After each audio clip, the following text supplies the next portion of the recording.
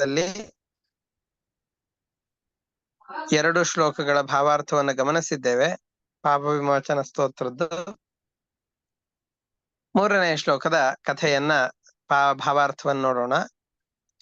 ಶ್ರವಣಾಯ ಸತ್ಕಥಾಯ ನಯತೆ ತೇ ತವ ಪುಣ್ಯ ಕೀರ್ತನಸ್ಯ ಅಪಿತು ವ್ಯಭಿಚಾರ ಲೋಕವಾರ್ತಾ ಶ್ರವಣಾಯೈವ ಮಹಾದರಂ ಪ್ರಯಾತಃ. ತುಂಬಾ ಕಟುವಾದ ಮಾತುಗಳಿಂದ ನಮ್ಮನ್ನು ನಿಂದನೆ ಮಾಡ್ತಾರೆ. ನಾವು ಮಾಡುವ ಎಲ್ಲ ಕೆಲಸಗಳನ್ನ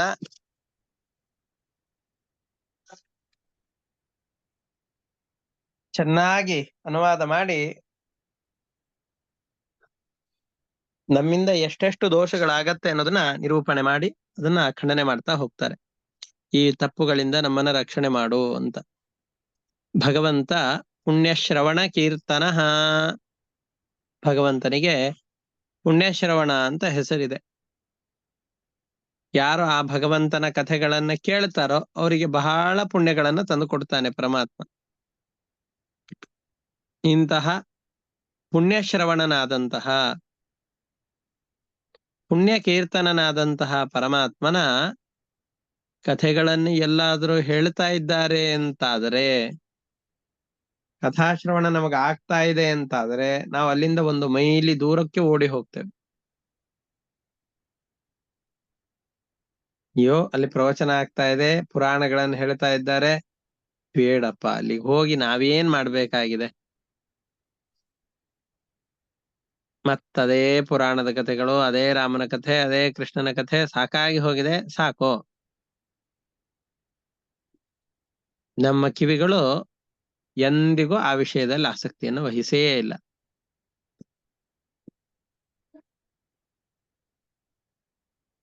ತವ ಪುಣ್ಯಕೀರ್ತನಸ್ಯ ಸತ್ಕಥಾಯಾಹ ಶ್ರವಣೆ ನ ಯತೇತೆ. ಶ್ರವಣಾಯ ಶ್ರವಣೇ ನ ಯತೇತೆ. ಶ್ರವಣೆ 2 ಕಿವಿಗಳು, ಪುಣ್ಯಕೀರ್ತನಸ್ಯ ಅದನ್ನ ಕೇಳಿದರೆ ಹೇಳಿದರೆ ಬಹಳ ಪುಣ್ಯವನ್ನು ತಂದು ಕೊಡುವಂತಹ ಸತ್ಕಥಾಯಾಹ ಶ್ರವಣಾಯ ಭಗವಂತನ ಯಾವ ಮಹಿಮೆಗಳಿದೆಯೋ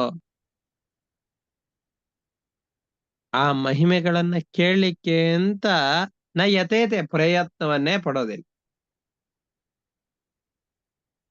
ಕೈಯಲ್ಲಿಯೇ ಮೊಬೈಲ್ ಇರತ್ತೆ, ಮೊಬೈಲಲ್ಲಿ ಸಾವಿರಾರು ಜನರ ಪ್ರವಚನಗಳಿರತ್ತೆ, ಉತ್ತಮವಾದ ಸಂದೇಶಗಳನ್ನು ಕೊಡುವ ಬೇಕಾದಷ್ಟಿರತ್ತೆ. ನಮ್ಮ ಕೈಯಲ್ಲಿ ಅದನ್ನು ಒತ್ತಿ ಅದನ್ನು ಕೇಳಬೇಕು ಅಂತಾನೆ ಅನಿಸೋದಿಲ್ಲ, ಪ್ರಯತ್ನವನ್ನು ಪಡೋದಿಲ್ಲ. ನಯತೇತೆ ತವ ಪುಣ್ಯ ಕೀರ್ತನಸ್ಯ.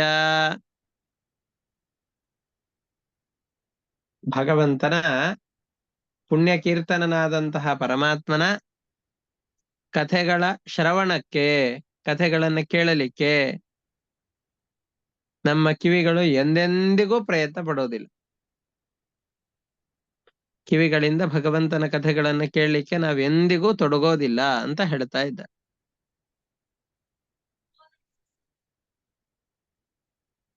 ಹೊರತಾಗಿ ನಮ್ಮ ಕಿವಿಗಳು ಯಾವುದರಲ್ಲಿ ಆಸಕ್ತವಾಗಿದೆ? ಅಪಿತು ವ್ಯಭಿಚಾರ ಲೋಕವಾರ್ತಾ ಶ್ರವಣಾಯೈವ ಮಹಾದರಂ ಪ್ರಯಾತಃ. ಯಾರದಾದ್ರೂ ಮನೆಯಲ್ಲಿ ವ್ಯಭಿಚಾರ ಅನಾಚಾರಗಳಾಗ್ತಾ ಇವೆ ಅಂತಂದ್ರೆ ಅವ್ರ ಮನೆಯಲ್ಲಿ ಏನಾಯ್ತು? ಅವ್ರ ಮನೆಯಲ್ಲಿ ಯಾರೋ ಜಗಳ ಆಡ್ತಾ ಇದ್ದಾರೆ ಅಂದ್ರೆ ಏನ್ ಜಗಳ ಆಡ್ತಾ ಇದ್ದಾರೆ? ನಮಗೆ ಬೇಕಾಗಿರ್ಲಿ ಬೇಡದೇ ಇರ್ಲಿ ಗುಂಪು ಗುಂಪಾಗಿ ಸೇರಿಕೊಂಡು ನಮ್ಮ ಮಾತಿನಿಂದ ಜಗತ್ತಿನಲ್ಲಿ ಯಾವ ಬದಲಾವಣೆಗಳು ಆಗದೆ ಹೋದ್ರೂ ಕೂಡ ಆ ಮಾತುಗಳನ್ನ ಕೇಳಲಿಕ್ಕೆ, ಆ ಮಾತುಗಳನ್ನ ಆಡ್ಲಿಕ್ಕೆ ಅಂತ ನಾವು ಸೇರಿಕೊಂಡು ಬಿಡುತ್ತೇವೆ.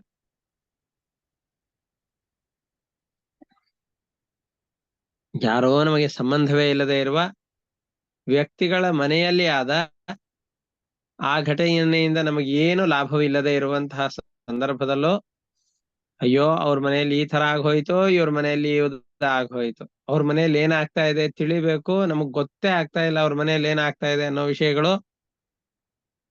ಅದನ್ನ ತಿಳಿಬೇಕಾಗಿತ್ತು. ಎದಕ್ ತಿಳಿಬೇಕು? ಆದರೂ ವ್ಯಭಿಚಾರ ಲೋಕವಾರ್ತಾ ಶ್ರವಣಾಯೈವ ಮಹಾದರಂ ಪ್ರಯಾತಃ. ಗಾಸಿಪ್ ಮಾಡ್ಲಿಕ್ಕೆ, ಇಲ್ಲದೇ ಇರುವಂತಹ ವಿಷಯಗಳನ್ನ ಹಬ್ಬಿಸ್ಲಿಕ್ಕೆ, ಸುಳ್ಳು ಸುದ್ದಿಗಳನ್ನ ಕೇಳಲಿಕ್ಕೆ, ಇನ್ನೊಬ್ಬರ ಮನೆಯಲ್ಲಿ ಯಾರೋ ಕಳ್ಳತನ ಮಾಡಿದರು ಅಂತಂದ್ ಹೇಳಿದ್ರೆ ಕಳ್ಳ ಯಾರೋ, ಓ ಅವರಲ್ಲೇ ಯಾರೋ ಒಬ್ನಿದ್ದಾನೆ, ಅವನ ಬಗ್ಗೆ ಹಿಂದಿಂದು ಮುನಿದು ಎಲ್ಲ ಕಥೆಗಳನ್ನ ಕಟ್ಟಿ ಇಷ್ಟು ದೊಡ್ಡದನ್ನು ಮಾಡಿಬಿಡೋದು. ಯಾರೋ ಒಬ್ಬನಿಗೆ ಮದುವೆ ಆಯ್ತು ಅಂತಂದ್ ಹೇಳಿದ್ರೆ, ಅಯ್ಯೋ ಇವನಿಗೆ ಮದುವೆ ಆಯ್ತಾ, ಅವನ ವ್ಯಕ್ತಿತ್ವ ಹಿಂಗಿತ್ತು, ಇವಳು ಹೀಗಿದ್ದು, ಇವಳಿಗೆ ಮದುವೆ ಆಯ್ತು, ಅವ್ರ ಮನೆಯಲ್ಲಿ ಇದಾಯ್ತು ಅದಾಯ್ತು. ಮನೆಯಲ್ಲಿ ಏನೋ ಒಂದು ಕಾರ್ಯಕ್ರಮ ಆಯ್ತು ಅಂತಂದ್ ಹೇಳಿದ್ರೆ ಅದ್ರ ಬಗ್ಗೆನೆ ತಿಂಗಳುಗಟ್ಲೆ ಮಾತನಾಡ್ತಾ ಕೂತ್ಬಿಡೋದು. ಇದರಲ್ಲೇ ಆಸಕ್ತರಾಗಿ ಇರ್ತೇವೆ. ಎಷ್ಟು ಅಂತ ಅದಕ್ಕೆ ಅಂತ ಸಮಯ ವ್ಯರ್ಥ ಮಾಡ್ತೀರಿ? ಬಹಳ ಆದರವನ್ನು ಅದಕ್ಕೆ ಯಾಕೆ ತೋರಿಸ್ತೀರಿ? ಅಪಿತು ವ್ಯಭಿಚಾರ ಲೋಕವಾರ್ತಾ ಶ್ರವಣಾಯೈವ ಮಹಾದರಂ ಪ್ರಯಾತಃ. ಅದು ಪೂರ್ತಿ ನಮಗ್ ಕೇಳಿಸ್ಬೇಕಾಗಿಲ್ಲ. ನಾವು ಹೋಗುವ ಮಾರ್ಗದಲ್ಲಿ ಮಧ್ಯದಲ್ಲಿ ಎಲ್ಲಾದ್ರೂ ಒಂದ್ ಸಣ್ಣಗೆ ಏನಾದ್ರೂ ಕೇಳಿಸ್ತು ಅಂತಂದ್ ಹೇಳಿದ್ರೆ ನಾವು ಒಳಗಡೆ ಸೇರಿಕೊಂಡು ಬಿಡ್ತೇವೆ.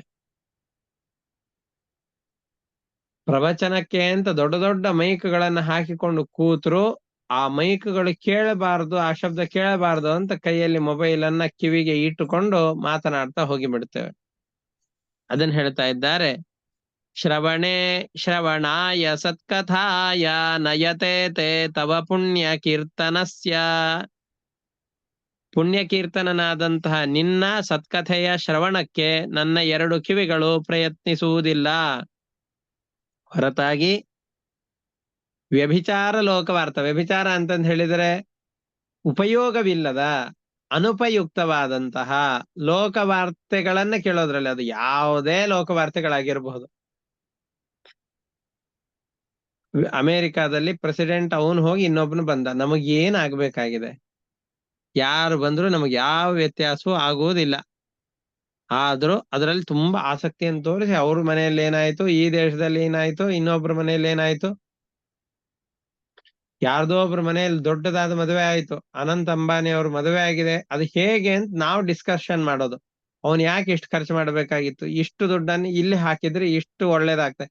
ನಮ್ಮ ಮಾತನ್ನು ಯಾರು ಕೇಳೋರಿದ್ದಾರೆ? ಉಪಯೋಗ ಇಲ್ಲದೆ ಹೋದ್ರು ಇನ್ನೊಬ್ಬರ ಮನೆಯ ಮಾತುಗಳನ್ನು ಕೇಳೋದ್ರಲ್ಲಿ, ಆಡೋದ್ರಲ್ಲಿ ನಮ್ಮ ಮನಸ್ಸು ಆಸಕ್ತವಾಗಿದೆ, ಕಿವಿಗಳು ಆಸಕ್ತವಾಗಿದೆ. ಭಗವಂತ ನಿನ್ನ ಮಾತುಗಳನ್ನು ಕೇಳಲಿಕ್ಕೆ ನಮ್ಮ ಕಿವಿಗಳು ಪ್ರವೃತ್ತಿ ಆಗೋದಿಲ್ಲ. ಅಪಿತು ವ್ಯಭಿಚಾರ ಲೋಕವಾರ್ತಾ ಶ್ರವಣಾಯೈವ ಮಹಾದರಂ ಪ್ರಯಾತಃ ಅಂತ ಹೇಳ್ತಾ ಇದ್ದಾರೆ. ಶ್ರವಣೆ ಶ್ರವಣಾಯ ಸತ್ಕಥಾಯ ನಯತೆ ತೇ ತವ ಪುಣ್ಯ ಕೀರ್ತನಸ್ಯ. ಪುಣ್ಯ ಕೀರ್ತನಸ್ಯ ಕೇಳಿದರೆ ಪುಣ್ಯವನ್ನು ತಂದುಕೊಡುವ, ತವ ನಿನ್ನ, ಸತ್ಕಥಾಯ ಉತ್ತಮವಾದ ಕಥೆಗಳ, ಶ್ರವಣಾಯ ಕೇಳುವಿಕೆಗೆ, ಶ್ರವಣೆ ನನ್ನ ಎರಡು ಕಿವಿಗಳು, ನಯತೇತೆ ಪ್ರಯತ್ನಿಸುವುದಿಲ್ಲ. ಅಪಿತು ಹೊರತಾಗಿ ಯಾವುದರಲ್ಲಿ ಪ್ರಯತ್ನ ಮಾಡುತ್ತೆ ನನ್ನ ಕಿವಿಗಳು?